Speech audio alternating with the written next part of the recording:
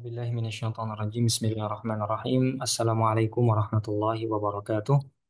Bismillah walhamdulillah wassalatu wassalamu ala khairi khalqillah Nabiyyina Muhammadin ibni Abdillah wa ala alihi wa sahbihi wa man tabi'ahu hudah ila yaumil qiyamah.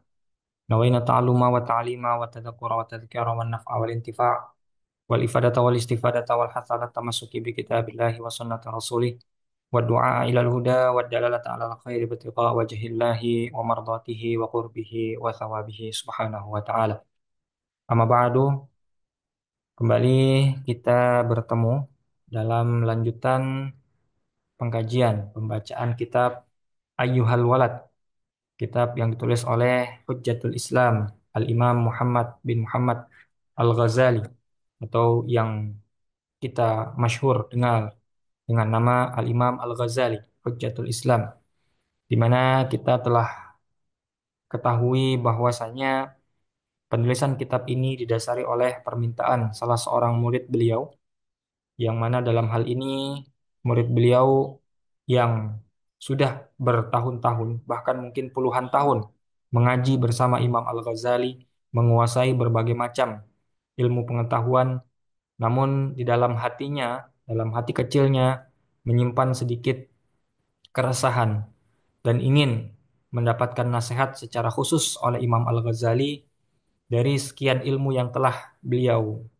miliki, beliau pahami, beliau ketahui, beliau kuasai, mana yang sekiranya yang bermanfaat untuk dirinya, yang nantinya bisa diamalkan dan dia ajarkan juga nanti kepada penerus-penerusnya. Jadi ini nasihat yang diminta oleh seorang yang alim kepada seseorang yang alim. Ya, maka istilah beliau nanti ketika memulai setiap nasihat adalah ayyuhal walad, wahai anakku. Nah, anak di sini bukan anak kandung, tetapi anak secara ideologis. Dan anak secara ideologis bukan hanya sekedar orang yang mengaku-ngaku memuja atau dalam tanda kutip mengagungkan Imam Al-Ghazali, bukan. Tetapi dalam hal ini memang seorang murid yang sudah bertahun-tahun mengaji bersama Imam Al-Ghazali, menguasai berbagai macam ilmu, atau dalam istilah lainnya adalah seseorang yang sudah bermulazamah kepada Imam Al-Ghazali, yang ingin mendapatkan nasihat khusus untuk dirinya.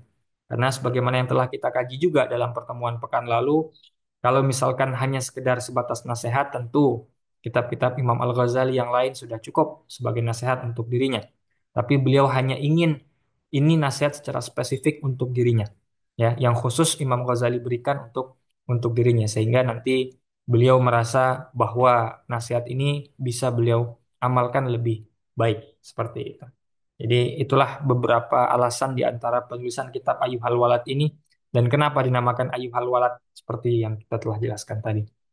Sebelumnya kita telah mengenal sosok Imam Al-Ghazali, ya, yang digelari dengan Hujjatul Islam. Beliau adalah seorang mujaddid pembaharu dari abad kelima, yang mana dalam hal ini gelar Hujjatul Islam. Hujjah itu kan artinya argumen, ya, atau sejenisnya. Argumen Islam. Maksudnya bagaimana? Karena selain beliau adalah seorang yang alim dalam berbagai macam ilmu pengetahuan, fikih, usul fikih, tasawuf dan lain sebagainya, beliau juga memiliki kemampuan, ya, untuk mengkritisi, mendebat, menjawab pemikiran-pemikiran yang rancu, pemikiran-pemikiran yang ingin merusak Islam, atau pemikiran-pemikiran yang datang dari luar Islam. Beliau mampu untuk mendatangkan argumentasi ilmiah, argumentasi yang baik yang dapat menjawab dan membantah semua hal-hal yang tadi kita sebutkan. Nah, sehingga seolah-olah beliau ini adalah seorang yang menjadi ahli dalam menjawab semua hal-hal yang datang dari luar Islam atau yang dapat menghancurkan Islam, pemikiran-pemikiran yang sekiranya dapat merusak agama Islam. Nah, sehingga beliau seolah-olah digelari sebagai argumen untuk menjawab hal itu. Karena itulah beliau digelari dengan Hujjatul Islam, sebagai argumen, ya, sebagai apa namanya, dasar bagi seseorang kalau misalkan bertemu dengan pemikiran-pemikiran di luar Islam yang mungkin nyeleneh, yang mungkin berbeda dari ajaran Islam yang hakiki. Maka beliau memiliki kemampuan itu sehingga digelari dengan Hujjatul Islam. Ya, beliau dilahirkan pada tahun 450 Hijriah dan diwafatkan pada tahun 505 Hijriah, sehingga lebih kurang usia beliau adalah 55 tahun. Nama asli beliau sendiri adalah, sebagaimana yang telah kita kaji, ya, adalah Muhammad. Ayah beliau juga bernama Muhammad, kakek beliau pun bernama Muhammad. Ayah dari kakek beliau bernama Ahmad. Jadi Muhammad bin Muhammad bin Muhammad bin Ahmad. Kemudian kunyah beliau adalah Abu Hamid. Ya, kunyah adalah nama yang diawali dengan Abu atau Umu. Jadi Abu Hamid adalah kunyah. Kemudian beliau digelari dengan nama Al-Ghazali. Terdapat dua atau beberapa riwayat mengenai kenapa beliau digelari dengan nama Al-Ghazali. Riwayat pertama dinisbahkan kepada kata Al-Ghazzal yang artinya adalah pemintal wol, ya. Karena ayah beliau sebagaimana cerita kita di pertemuan sebelumnya merupakan seseorang yang memang bekerja dalam bidang itu, yang memintal wol dan sejenisnya. Nah, sehingga dinisbahkan kepada hal itu, ya, sehingga menjadi Al-Ghazali. Atau dalam riwayat lain disebutkan bahwa kata Al-Ghazali, gelar tersebut dinisbahkan kepada kampung halaman beliau yang bernama Ghazala. Beliau berasal dari sebuah kota bernama Kota Tus, yang mana dalam kota tersebut ada sebuah kampung yang bernama Ghazal, sehingga beliau dinisbahkan kepada Al-Ghazali. Tapi di luar daripada itu, ya, mau diriwayatkan dari manapun dan apa namanya dari sisi manapun, keduanya sama-sama baik dan dalam hal ini hanya sebatas mencari asal muasal nama atau kata Al-Ghazali dinisbahkan kepada beliau dari sebab apa atau dari mana asal, tapi tidak mempengaruhi kemuliaan atau apa namanya citra beliau seperti itu, ya. Lalu kemudian kita tahu juga bahwa ayah beliau, berarti ayahnya Imam Al-Ghazali, itu mungkin memang bukan seorang ulama, ya, bukan seorang ulama besar, tapi memiliki kecintaan yang luar biasa terhadap ilmu agama. Seolah-olah beliau mengatakan dalam dirinya bahwa mungkin saya bukan seorang ulama, tapi saya bertekad untuk mencetak seorang ulama dari anak-anak saya. Oleh karena itu, dua orang anaknya, jadi Imam Al-Ghazali, sebagaimana cerita kita juga punya saudara, ya. Jadi ada kakak beradik Imam Al-Ghazali, ya, dan yang bernama Muhammad dan saudaranya yang bernama Ahmad. Jadi punya anak namanya Muhammad dan Ahmad. Nah, keduanya ini sejak kecil itu sudah dititipkan. Ya, dititipkan bukan berarti lepas tanggung jawab, tapi sudah mulai untuk diajarkan mengaji kepada banyak masyayikh. Ya, dapat informasi di sini ada pengajian, kemudian anak-anaknya dititipkan ke sana. Dalam arti disuruh, diperintah untuk mengaji kepada Syekh A, kemudian nanti kepada Syekh B dan segala macam. Nah, sehingga dari kecil sudah dilatih, sudah dididik untuk itu. Sehingga kemudian karena sejak kecil sudah dimulai dilatih untuk itu, terbentuklah, ya, karakteristik kepribadian ilmiah, ya, sosok seorang alim itu muncul dalam dirinya. Nah, sehingga beliau semakin lama semakin ahli, ya, semakin cerdas, ya, dan beliau memiliki kecerdasan juga sehingga kemudian beliau nanti pada akhirnya menjadi orang yang sebagaimana kita ketahui lautan ilmu yang kitab-kitabnya banyak menjadi rujukan kita pada saat sekarang ini. Nah, dan mungkin juga salah satu kisah menarik dari beliau adalah pada awalnya beliau secara kecerdasan beliau cerdas. Tapi memang pada mulanya beliau itu eh, ketika mengaji itu hanya sebatas mencatat, ya. Tapi itu tidak mengurangi kecerdasan beliau. Dalam arti ya beliau cerdas dan kebiasaan beliau di awal itu hanya sekedar mencatat, mencatat, mencatat dan lengkap catatannya. Ya, kita jangankan bisa menghafalnya, mencatat pun kadang, ya, kalau ya pengen catat ya catat, ya kadang dicatat sekarang besok catatannya hilang atau sudah tidak paham lagi apa yang dicatat. Nah, sementara Imam Al-Ghazali pada mulanya adalah orang yang suka mencatat dan catatannya lengkap. Sehingga ketika beliau berpindah dari satu wilayah ke wilayah lain, sebagaimana cerita kita, itu beliau selalu membawa barang banyak sekali. Dan barang-barang yang beliau bawa itu adalah kitab-kitab beliau, catatan-catatan kajian beliau. Pindah dari kota A ke kota B, bawa satu apa namanya satu kardus atau mungkin beberapa kardus lah sepertinya kalau ibarat kita saat ini, ya.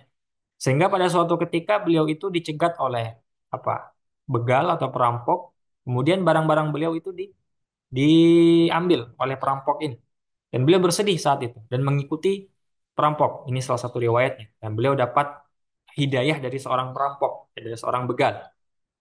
Kemudian karena perampok itu kemudian membuka barang-barang yang mereka dapatkan dan tidak mendapatkan apapun kecuali hanya kitab-kitab saja. Dan ketika saat itu juga para perampok ini merasakan kok Imam Al-Ghazali atau ada seseorang yang mengikuti beliau. Dan ketahuan Imam Ghazali mengikuti dan ditanya, ya, kenapa engkau bersedih ketika barang-barang ini aku ambil, gitu kan? Kalau memang engkau adalah seorang penuntut ilmu sejati, maka ketika barang-barang ini hilang, ilmu tetap ada dalam dirimu. Bukan ketika buku-buku ini hilang, maka hilang pula ilmu yang ada dalam dirimu. Maka engkau bagaimana dalam menuntut ilmu? Nah, ini nasihat yang secara makna ya, mungkin secara lafaz berbeda, tapi secara makna seperti itu.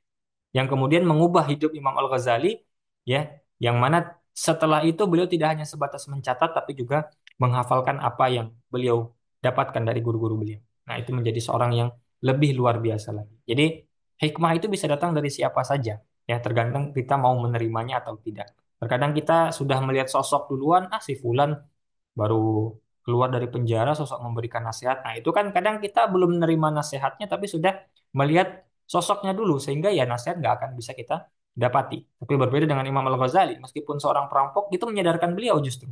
Ya dan memang apa yang disampaikannya adalah sesuatu yang benar pula seperti itu. Dan itulah sosok Imam Al-Ghazali yang pada akhirnya belajar dari satu guru ke guru lainnya, dari satu wilayah ke wilayah lainnya, ya membentuk karakteristik keilmiahan dalam dirinya menjadi seorang yang alim, menjadi seorang yang pakar dalam berbagai ilmu pengetahuan Islam sehingga menjadi seorang yang mampu untuk menjawab, mendebat ya atau mampu memberikan bantahan kepada orang-orang yang mencoba untuk memasukkan aliran-aliran atau pemikiran-pemikiran sesat ke dalam Islam atau ingin mengubah-ubah agama Islam ini sehingga dengan argumentasi yang beliau berikan yang bisa menjawab semua itu beliau digelari dengan Hujjatul Islam.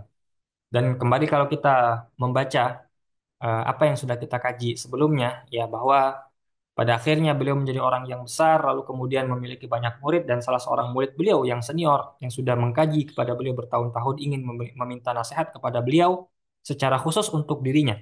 Ya, di luar apa yang sudah beliau sampaikan dalam kitab-kitab lainnya.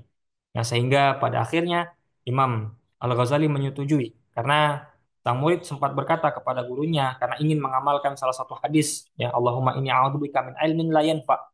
Ya Allah, aku berlindung darimu dari ilmu yang tidak bermanfaat. Dan muridnya ini merasakan bahwa dari sekian banyak ilmu ini mana yang benar-benar bermanfaat dan mana yang tidak bermanfaat, sehingga dia bisa apa namanya memilah dan memilih mana yang sekiranya benar-benar bermanfaat dan bisa mengamalkannya, kemudian mengajarkannya juga, dan mana yang tidak bermanfaat untuk dirinya. Meskipun secara umum semua ilmu itu ada manfaat untuk dirinya, ya, tapi beliau ingin lebih spesifik mana yang benar-benar menjadi prioritas yang bisa diamalkan seperti itu. Sehingga ya salah satu sabda Rasul tersebut yang merupakan doa menjadi anjuran juga bagi kita ketika ingin menuntut ilmu untuk membaca doa tersebut agar kita terhindar dari ilmu-ilmu yang sekiranya hanya sebatas lewat saja, tidak bermanfaat sama sekali untuk diri kita, tidak mengubah hidup kita. Jadi ilmu yang bermanfaat itu adalah ilmu yang bisa mengubah hidup kita.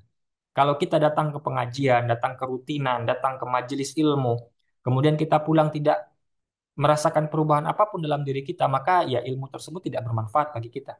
Tapi kalau ada sesedikit saja kita berubah, ya, dari sejak kita sebelum datang ke pengajian sampai dengan pulang pengajian, ada perubahan yang terasa dalam diri kita.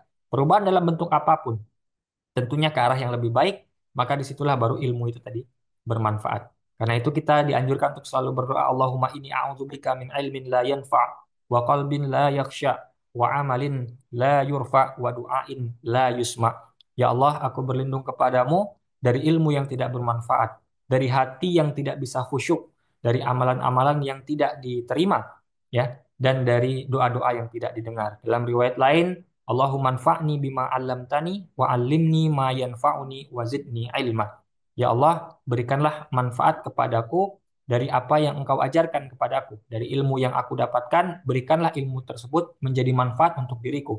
Wa 'allimni ma yanfa'uni dan ajarkan aku, berikan aku ilmu yang sekiranya bermanfaat untukku. Ya, jadi seolah-olah kalau saya sudah dapat ilmu, maka jadikan ilmu itu manfaat untukku. Ya, kalau sekiranya ada manfaat yang belum saya ketahui, maka ajarkanlah kepadaku. Nah, ini doa yang sangat luar biasa. Wazidni ilma dan tambahkanlah ilmuku. Allahumma anfa'ni dalam riwayat lain, Allahumma anfa'ni bima 'allamtani wa 'allimni ma yanfa'uni wazidni ilma. Alhamdulillahi ala kulli halin wa a'udzu billahi min hali ahli nar. Ya, jadi tambahannya dalam riwayat lain, ya segala puji bagi Allah terhadap segala kondisi yang aku jalani saat ini dan aku berlindung kepada Allah dari kondisinya para ahli neraka. Ini beberapa riwayat-riwayat doa yang dianjurkan ketika kita berhubungan dengan ilmu, ketika sedang mengkaji sesuatu, mengaji, memulai atau mengakhiri suatu pengajian dianjurkan untuk membaca doa-doa semacam ini. Ya. Dan ini tadi berasal dari kegelisahan, keresahan dari muridnya Imam Al-Ghazali. ya, yang mana beliau membaca doa ini dari sabdanya Rasul, sehingga kemudian tergeraklah hati beliau ingin meminta gurunya untuk kemudian menuliskan sebuah risalah, ya, sebuah pesan, sebuah nasihat, ya, atau lembaran-lembaran nasihat agar nanti beliau bisa lebih baik. Jadi beliau itu sudah jadi orang baik, tapi ingin menjadi lebih baik. Nah, itulah hakikat manusia yang sebenarnya kita inginkan atau kita cari. Bukan sekedar menjadi orang baik, tapi ketika kita sudah menjadi orang baik, terus merasa diri kita kurang, kurang, kurang, sehingga kita akan berupaya untuk menjadi terus lebih baik, terus lebih baik, terus lebih baik. Jangan merasa diri kita sudah baik, sehingga pada akhirnya kita akan stop berhenti di situ. Menjadikan apa yang kita lakukan sebagai seolah-olah kita yang paling benar. Tapi kita terus merasa diri kita merendah, masih ada yang lebih baik lagi. Kita harus meningkatkan, upgrade, upgrade, upgrade, upgrade.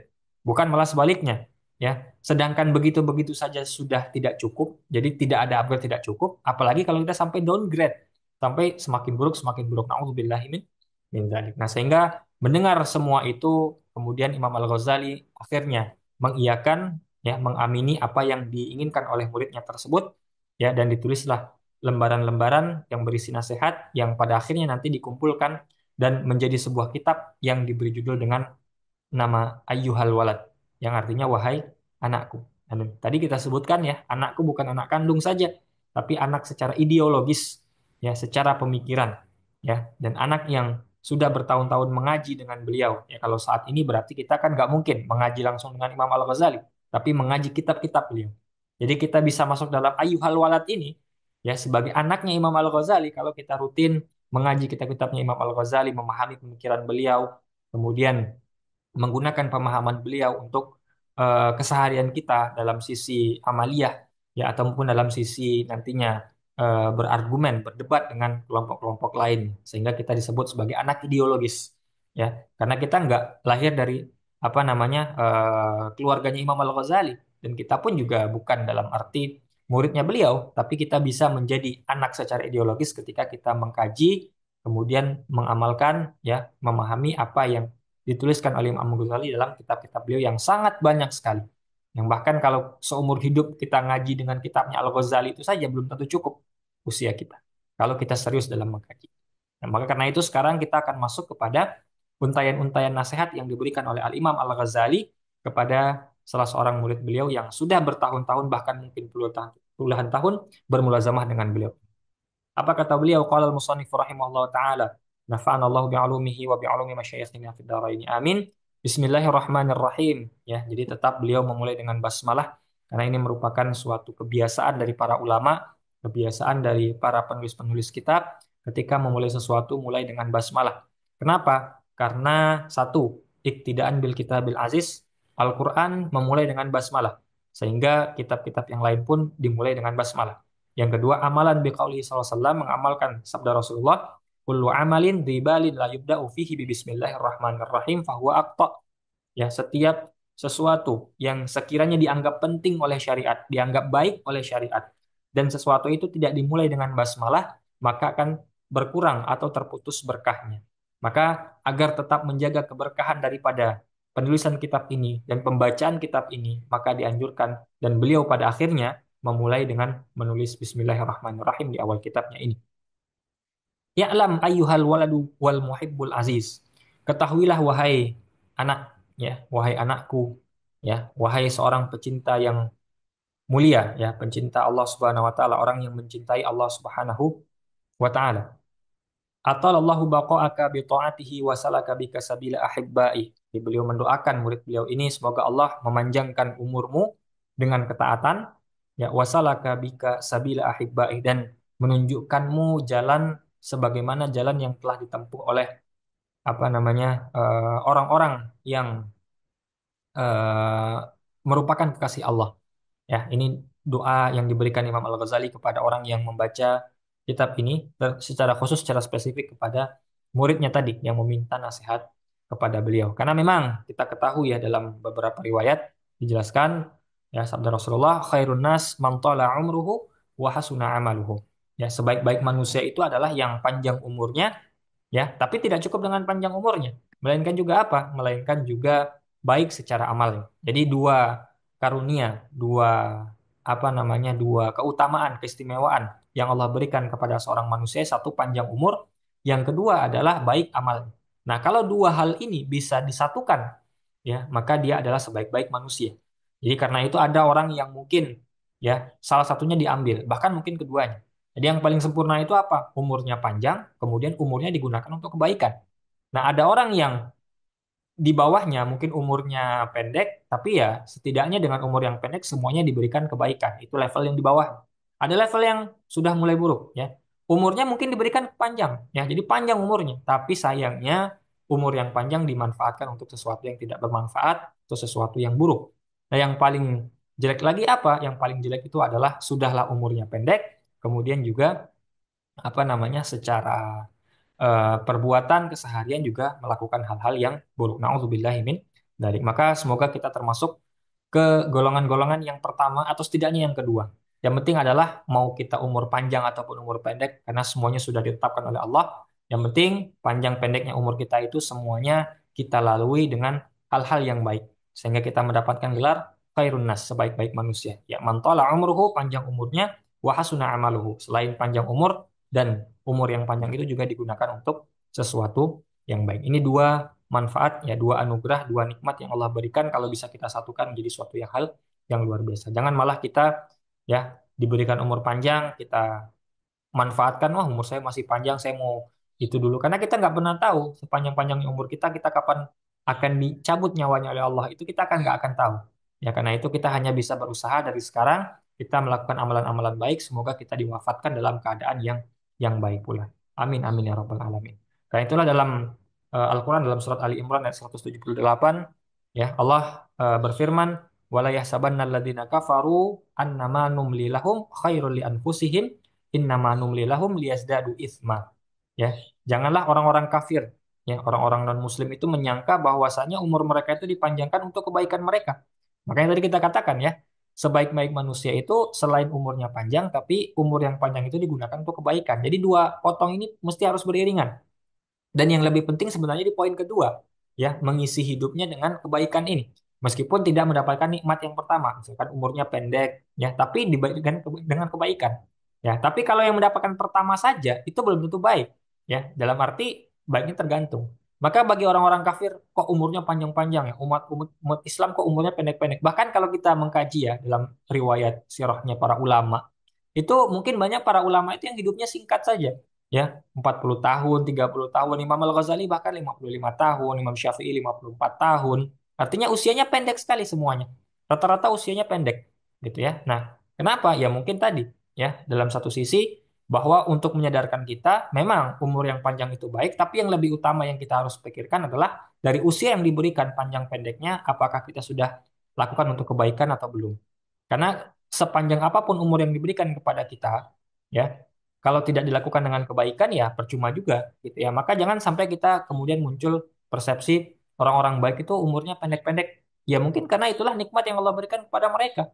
Tapi orang-orang non-muslim umurnya panjang-panjang, ya itu apakah kemuliaan juga untuk mereka? Itulah dijawab oleh Allah, la yahsabanna alladziina kafaru, janganlah orang-orang yang kafir itu menyangka annama numli lahum khairul li anfusihim, bahwasanya panjangnya umur mereka itu karena itu merupakan kebaikan yang Allah berikan untuk mereka. Bukan, salah. Innama numli lahum, ya, mereka itu dipanjangkan umurnya liyazdadu isma, agar mereka semakin banyak kesalahan-kesalahan yang mereka lakukan. Ibaratnya kalau mereka diberi usia 30 tahun dengan maksiat, ya, berarti kan maksiat 30 tahun. Nah, kalau diberikan usia 50 tahun, berarti kan maksiatnya akan bertambah 20 tahun, menjadi maksiat 50 tahun. Jadi, umur panjang itu tidak mutlak menjadi baik kalau sekiranya tidak diisi dengan kebaikan. Ya, tapi kalau kita isi dengan kebaikan, maka umur panjang itu sebagai nikmat tersendiri pula. Nah, itu untuk memahami hadis dan ayat yang Allah telah tuliskan dalam Al-Quran ini. Seperti itu. Ya, jadi karena itulah, ya, Imam Al-Ghazali mendoakan semoga murid beliau ini termasuk kita yang menjadi anak ideologis, murid ideologis beliau yang mengkaji kitab-kitab beliau ini. Semoga Allah selalu panjangkan umur kita, ya, bukan hanya dari sisi panjangnya, tapi setiap umur yang diberikan kepada kita itu berapapun panjang pendeknya itu selalu diisi dengan ketaatan kepada Allah, diisi dengan kebaikan. Karena itulah sebaik-baik daripada nikmat yang Allah berikan kepada seorang manusia, ya, seorang umatnya, ya. Karena itulah penting bagi kita untuk kemudian memahami hal ini, ya. Hidup kita panjang pendeknya itu bisa baik dan buruk bukan dari sisi berapa umur kita. Apakah baik berusia 100 tahun belum tentu, ya. Toh pada akhirnya kita sering melihat, meskipun tidak bisa kita generalisir ya, kita sering melihat ada orang baik yang hidupnya singkat-singkat saja. Justru orang-orang yang kurang baik yang mungkin kita sering lihatnya umurnya panjang-panjang. Gitu ya. Tadi kata Allah, innamanum lilahum liyazdadu isma. Barangkali umurnya diperpanjang, ya mungkin karena ingin menambahkan dosa mereka. Seperti dalam arti mereka akan sering lebih banyak memperbuat perbuatan buruk. Sementara orang-orang baik ya dipersingkat ya karena cukup dengan amalan-amalannya tadi untuk memasukkannya ke dalam surganya Allah Subhanahu wa taala. Ya. Jadi semoga kita diperpanjang umurnya, kalaupun ya berapapun umur yang diperpanjang, intinya adalah kita terus apa namanya? Tetap dalam ketaatan kepada Allah Subhanahu wa taala dan kita menempuh jalan orang-orang yang menjadi pecinta Allah, kekasihnya Allah Subhanahu wa taala. Anna mansyuran nasihati, ya, bahwasanya kata beliau ini baru masuk ke nasihat ya. Tadi beliau hanya sekedar menyapa muridnya ya, jadi wahai muridku, wahai anakku yang semoga ini dan segala macam didoakan ya. Ini sebagai suatu adab juga ya, meskipun kepada seseorang yang lebih kecil, seseorang yang mungkin tidak lebih alim daripada dirinya, tapi tetap menjaga adab. Ya, kalau dalam kampung saya di Minangkabau itu ada kato mandaki, kato manurun. Kato manurun berarti bagaimana cara bercengkrama, mengobrol dengan orang yang ada di bawah, tetap ada adabnya. Tidak serta-merta orang yang lebih besar, orang yang lebih tua, otomatis dia bisa semena-mena, bisa berbicara apa saja semau dia kepada anak kecil. Tidak, tapi ada juga adabnya. Dan ini juga dalam Islam pun diajarkan yang demikian itu. Nah, apa kata beliau? An-naman syuron nasihati, bahwasanya nasihat yang sudah tersebar, nasihat yang mungkin sudah sering kita dengar, dari siapapun muncul. Karena nasihat itu kan banyak sekali ya. Dari siapapun bisa muncul, dari A, B, C, kita datang ke pengajian ini dapat nasihat. Dari orang tua kita dapat nasihat, dari teman kita dapat nasihat, guru kita dapat nasihat. Ya, jadi nasihat itu banyak sekali. Nah, semua nasihat-nasihat itu yuk tabu min dinir risalati alaihi salatu wassalam. Semuanya itu berasal dari ya dari sumber risalah atau berasal dari Rasulullah SAW, sederhananya seperti itu. Jadi nasihat dari manapun yang kita dapati itu pada hakikatnya semuanya itu berasal dari Rasulullah SAW ya, secara lafaz atau mungkin secara makna ya. Jadi semuanya itu sumbernya dari Rasulullah SAW, dari risalahnya Rasulullah SAW. Nah, karena itu kalau kita baca hadis, ya baca Al-Quran atau baca-baca riwayat-riwayat mengenai para sahabat, kita akan temukan ya semua nasihat-nasihat itu sebenarnya sudah ada, sudah diajarkan oleh Rasulullah, sudah diberikan oleh Rasulullah SAW. Ya, yang kemudian diterus menerus turun menurun diajarkan.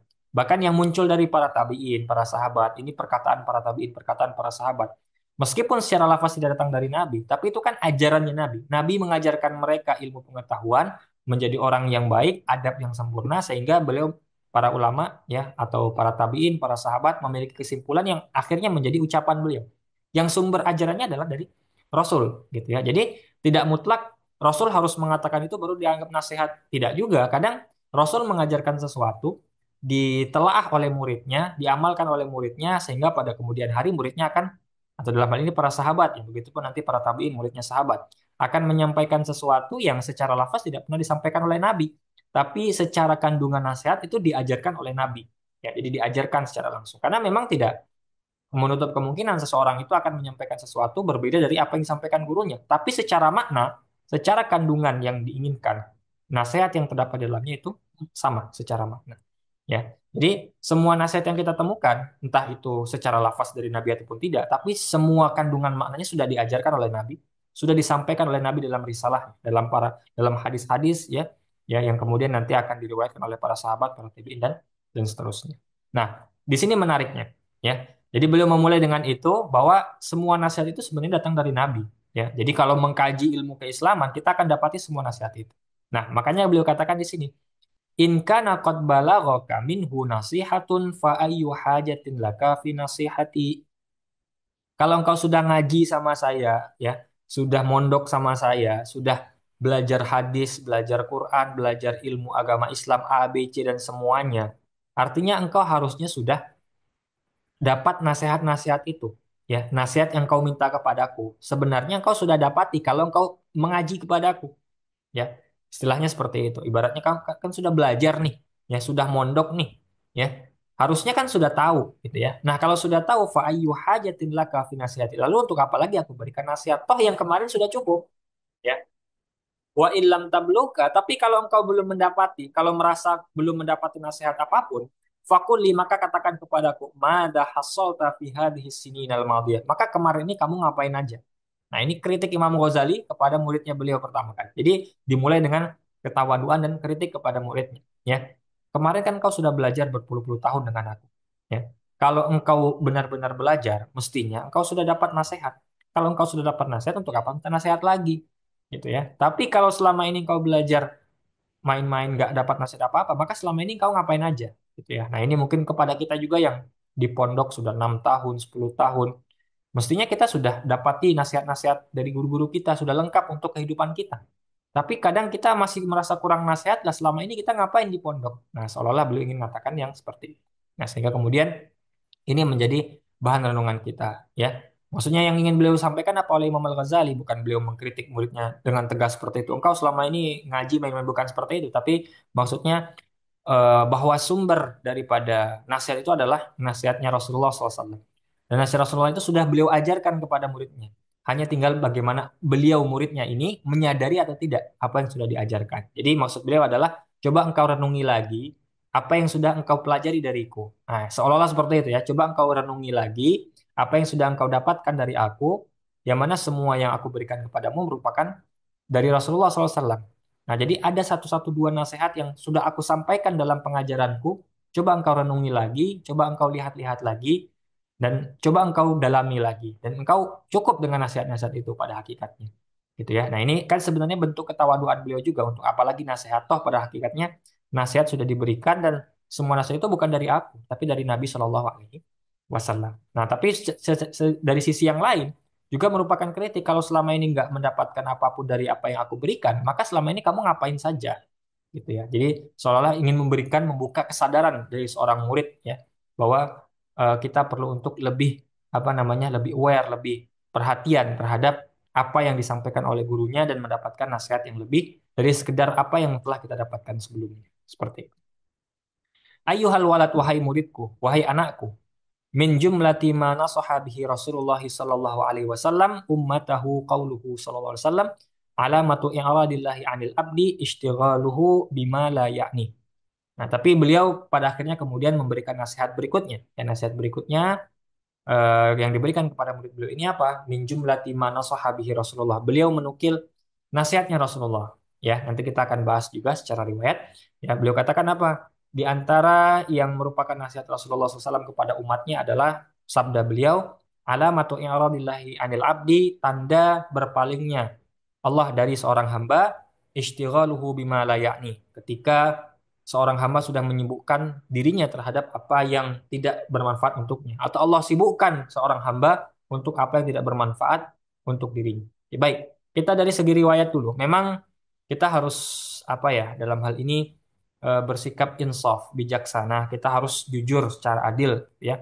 Pertama kita mengakui kealiman ya. Kita mengakui bagaimana kemuliaan seorang Imam Al-Ghazali, keahlian beliau, kepakaran beliau dalam ilmu hadis, dalam ilmu fikih, ilmu usul fikih dan lain sebagainya. Nah, tapi tetap kita harus apa namanya berkata jujur, bersikap jujur, ya. Karena memang ini nanti akan memunculkan polemik, ya. Oh, Imam Al-Ghazali itu kalau ngarang-ngarang kitab hadisnya hadis-hadis maudhu, hadis-hadis palsu, atau hadisnya hadis-hadis dhaif, atau perkataan ulama dijadikan sebagai sabda Rasul. Pertama yang mesti kita lakukan sebagai respon terhadap ungkapan-ungkapan semacam ini kita berhusnudzan. Ya, husnudzan kepada siapa? Kepada Imam Al-Ghazali. Mungkin ada yang beliau ketahui yang kita tidak ketahui. Ya, karena derajat keilmuan seseorang itu kan berbeda-beda. Dan kita tahu Imam Ghazali itu secara kualitas keilmuan seperti apa dan kita itu seperti apa. Mestinya kita harus sadar diri. Ketika kita berani mengkritik Imam Al-Ghazali, kita itu siapa? Ya, seperti halnya seekor kambing kecil yang ingin menyeruduk gunung, gitu ya. Apa yang terjadi? Apakah gunungnya akan goyang atau hancur? Ya tidak akan. Justru kambingnya yang akan hancur ya, akan menyakiti dirinya sendiri. Karena ya kalah dengan sesuatu yang lebih besar seperti itu. Nah, karena itulah mungkin nanti dalam kitab ini ataupun kitab Imam Al-Ghazali lain terdapat beberapa hadis-hadis yang mungkin hadisnya dhaif atau hadisnya maudhu. Ya, tapi beliau tetap nukilkan. Entah terkadang beliau juga sebelumnya telah menyebutkan hadis sahihnya dulu. Kadang beliau ini hanya sebagai pembanding saja. Beliau sebutkan hadis sahih, kemudian hadis hasannya, kemudian nanti hadis dhaif sebagai pelengkapnya gitu ya. Artinya ya kita tidak perlu berhujjah dengan hadis dhaifnya. Kenapa kita fokus pada hadis dhaifnya? Itu ada hadis sahihnya juga gitu kan. Seperti itu. Atau mungkin terkadang ya menurut beliau dalam kitabnya ini merupakan apa namanya sabda Rasul, tapi pada hakikatnya setelah diteliti oleh para ulama ternyata bukan sabda Rasul.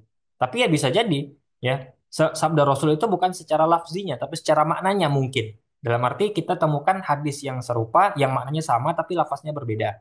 Atau mungkin tadi sebagaimana telah kita sebutkan, ya kadang seseorang itu menyampaikan sesuatu, sebuah nasihat, ya, itu tidak datang dari Nabi, tapi karena pengajarannya Nabi. Nabi mendidik beliau seperti ini, ya, ada seorang sahabat dididik seperti ini.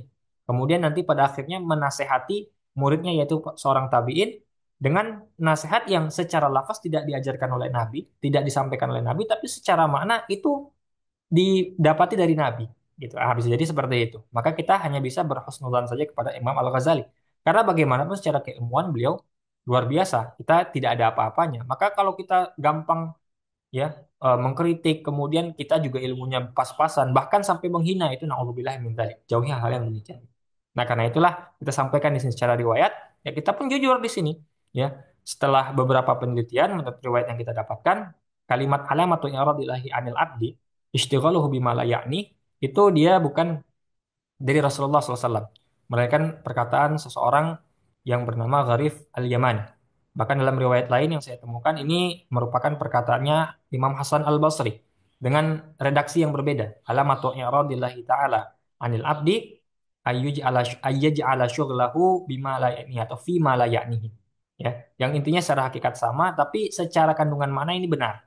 Karena diajarkan oleh Rasulullah yang seperti itu.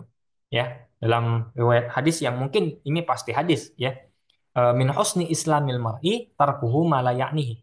Nah, ini secara kandungan mana hampir-hampir mirip yang nanti bisa diramu satu dengan yang lain. Tapi kita ambil faedahnya saja. Kita ambil apa namanya kandungan yang ingin beliau sampaikan kepada murid beliau. Nasihat apa yang ingin disampaikan dari kalimat ini? Alamatu i'radillahi ta'ala 'anil abdi. Tanda berpalingnya Allah Subhanahu wa taala dari seorang hamba, istighaluhu bima la ya'ni. Ketika Allah telah membuat dia sibuk atau seseorang itu sibuk dengan sesuatu yang tidak berguna dalam dirinya. Jadi kita mesti harus introspeksi diri kita. Kira-kira yang kita lakukan sehari semalam itu sudah sesuatu yang bermanfaat untuk kita. Tentunya manfaat ini bukan hanya sebatas manfaat dunia, tapi manfaat untuk akhirat yang lebih utama. Apakah bermanfaat untuk akhirat kita atau tidak? Apakah nanti akan meringankan hisab kita atau tidak? Apakah memudahkan kita untuk melewati sirat atau tidak? Apakah memudahkan kita yang kita lakukan itu untuk masuk ke dalam surga atau tidak? Nah, kita butuh introspeksi. Kalau ternyata kita menyadari ternyata selama ini yang saya lakukan itu tidak mengubah apapun di akhirat saya. Artinya ya tidak memudahkan saya eh, dalam apa namanya hisab, tidak memudahkan dalam melewati sirat, tidak memudahkan kita masuk dalam surga. Ya maka berpotensi yang kita lakukan itu layak nih, tidak bermanfaat apapun untuk kita. Dan mungkin saja itu Allah yang sengaja buat itu gitu kita. Jadi kita sengaja dibuat oleh Allah untuk tidak melakukan hal yang bermanfaat. Tandanya apa? Allah sudah enggan kepada kita. Allah sudah berpaling dari kita. Allah jauh dari kita. Nah, maka kita perlu untuk mengintrospeksi. Ya Allah, apakah selama ini ternyata saya merasa diri saya bermanfaat, ternyata saya jauh, semakin jauh dari Engkau. Gitu ya. Maka itu perlu untuk introspeksi. Jadi beliau ini ingin ya memberikan kepada muridnya itu introspeksi dulu karena awal syai itu pasti memulai dengan introspeksi dulu, muhasabah diri dulu. Ya, kalau langsung diberi nasihat ini segala macam, orangnya belum diberikan kesadaran, belum introspeksi, nanti malah akan berontak gitu ya. Wah, Imam Ghazali sosok tahu itu ya, misalkan seperti itu. Nah, nauzubillah min dzalik. Tapi karena itu Imam Ghazali tahu bahwa nasihat itu bisa masuk kalau kita sudah menyadari. Nah, maka awal dari penyadaran itu adalah dengan membuat seseorang itu mengintrospeksi dirinya. Ya, maka beliau sampaikan gitu ya. Sekiranya seumur hidup kamu ini yang sudah kamu lakukan hingga saat ini, apakah itu membantu untuk akhiratmu? Apakah bermanfaat untuk akhiratmu atau tidak? Kalau sekiranya kamu merasa tidak bermanfaat untuk akhiratmu, berarti itu sesuatu yang tidak ada manfaatnya untuk dirimu dan mungkin saja Allah sengaja itu takdirkan untukmu agar apa? Ya, karena Allah sudah berpaling dari dirimu. Maka kunci dari segala sesuatu kebahagiaan dunia dan akhirat adalah kita membersamai Allah. Selalu Allah bersama kita, Allah itu tidak berpaling dari diri kita. Nah, tandanya beliau kasih tahu, ya kalau engkau sudah menyibukkan diri dengan hal yang tidak bermanfaat untukmu, berarti Allah berpaling dari diri. Nah, ini manfaatnya ini yang perlu kita ketahui, kandungan maknanya yang perlu kita sadari. Kemudian nasihat berikutnya, wa innam ra'an zahabat sa'atun min umurihi fi ghairi ma khuliqa lahu la jadirun an tatula alaihi hasratuhu. Ya sama, ini menurut Imam Al-Ghazali dinisbahkan kepada sabda Rasulullah, tetapi dalam beberapa penelitian para ulama disebutkan bahwa ini perkataan dari Al-Hajjaj ibn Yusuf. Ya, dan sama, kita berkata jujur saja, kalau menurut para ulama ini bukan merupakan hadis, ya kita sampaikan. Atau mungkin bagaimana kemudian kenapa Imam Ghazali menyebutnya sebagai hadis, ya tadi mungkin saja secara lafaz tidak disebutkan oleh Nabi, tapi diajarkan oleh Nabi dalam bentuk tertentu, kemudian muncullah sebuah perkataan, yang perkataan itu karena sebab pengajaran dari guru-gurunya, yang dalam hal ini nanti ujungnya adalah Rasulullah SAW. Nah, dalam riwayat ini disebutkan apa? Innam ro'an. Sesungguhnya seseorang itu zahabat sa'atun min umrihi. Ketika sebentar saja. Ya, sa'atun itu artinya memang 1 jam. Tapi maksudnya kalau dibandingkan dengan seluruh umur kita, berarti kan sesaat dari umur kita. Jadi kalau seseorang itu sesaat dari umurnya itu, ya hilang. Fi ghairi ma khuliqa lahu. Ya, terhadap sesuatu yang tidak secara asal dia diciptakan untuk itu. Nah, ini kan kembali kepada dalam Al-Quran ya. Wa ma khalaqtul jinna wal insa illa liya'budun. Ya, aku tidak menciptakan jin dan manusia untuk beribadah kepada aku. Artinya Allah menciptakan manusia untuk melakukan hal yang bermanfaat untuk dirinya nantinya untuk di akhirat. Dalam hal ini juga untuk beribadah kepada Allah Subhanahu wa taala. Nah, kalau ada sebentar saja usianya itu dibuang dalam hal ini tidak melakukan kebaikan. Ada sesaat saja usianya itu tidak dilakukan untuk melakukan hal-hal yang baik, bukan melakukan hal-hal yang merupakan ibadah kepada Allah yang tidak bermanfaat untuk akhiratnya kelak. La jadirun antatula alaihi hasaratuhu. Maka sungguh orang tersebut ya telah apa namanya memperpanjang penyesalan dalam hidupnya. Oke, jadi tidak lain yang dia lakukan hanya sebatas penyesalan. Maka sangat layak baginya untuk mendapatkan kerugian yang sangat luar biasa, penyesalan yang sangat luar biasa. Oke, jadi penyesalan terbesar dalam hidup adalah ketika kita menggunakan waktu yang meskipun hanya sebentar untuk sesuatu yang tidak bermanfaat untuk diri kita. Nah, ini bagaimana Imam Al-Ghazali memberikan motivasi, memberikan nasihat untuk menyadari setiap detik yang kita lalui di atas dunia ini itu sangat berguna. Maka jangan sia-siakan dengan melewatkannya begitu saja, apalagi sampai dengan melakukan hal-hal yang tidak bermanfaat untuk diri kita, tidak merupakan ubudiyah kepada Allah Subhanahu wa taala. Maka ini sebagai pelajaran juga bagi kita. Setiap detik, setiap waktu yang kita lakukan, usahakan untuk selalu merupakan ibadah kepada Allah Subhanahu wa taala yang nanti manfaatnya kembali untuk diri kita juga nantinya di akhirat kelak. Kemudian waman jawazal arba'ina walam yaglib khairuhu ala syarrihi falyatajahhaz ilan nar. Ya, siapa yang sudah mencapai usia 40 tahun walam yaglib khairuhu ala syarrihi dan kebaikan yang ada dalam dirinya bukan menjadi yang lebih banyak ketimbang keburukan. Jadi sudah usia 40 tahun tapi keburukan masih lebih banyak. Ya, artinya kebaikan tidak lebih banyak daripada keburukan yang sudah dia lakukan. Falyatajahhaz ilan nar. Maka siap-siap saja untuk masuk ke dalam neraka. Nah, ini mungkin ya secara riwayat juga nanti ada problem, ada muskilah, tapi secara kandungan makna kita pahami apa yang ingin beliau sampaikan di sini apa? Bahwa usia 40 itu adalah usia matangnya seseorang. Rasul diangkat menjadi nabi ya. Muhammad diangkat menjadi rasul itu pada usia 40 tahun, usia matangnya seseorang. Artinya orang kalau sudah berusia matang itu mestinya sudah berpikir untuk hal-hal yang berguna saja. Bukan lagi anak-anak ABG labil yang pengen ini, pengen itu. Itu kan anak yang belum berusia 40 tahun. Tapi kalau sudah mencapai usia 40 tahun, maka harusnya dia sudah mencapai usia matang yang dia hanya memikirkan kebaikan dirinya untuk akhiratnya. Bukan lagi memikirkan hal-hal yang sifatnya duniawi dan segala macam.